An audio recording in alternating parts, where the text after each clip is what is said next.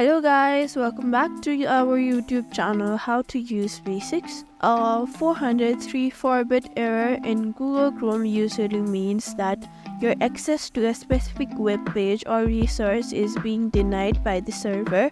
This can happen for various reasons, including incorrect permission, IP address restriction, or problem with the web itself. Here are steps to troubleshoot and potentially fix the issue. Refresh the page by clicking F5 or reload. It might allow the page. Clear browser or cache or cookies.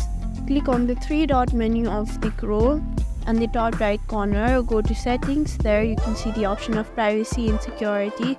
Clear browsing data, tap on it. Select cookies and other sites and cache image files. Click clear data. Here you can use another technique as well, that's browse extension.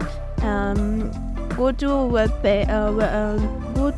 web store, and there you can see go to more tool and then go to extension, display all extension. Try to access the sites again. Try a different browser or device. Try accessing the sites of the browser you're searching for. Wait and try it again later. Thank you for watching this video. Make sure you like, share and subscribe to our YouTube channel for more such content.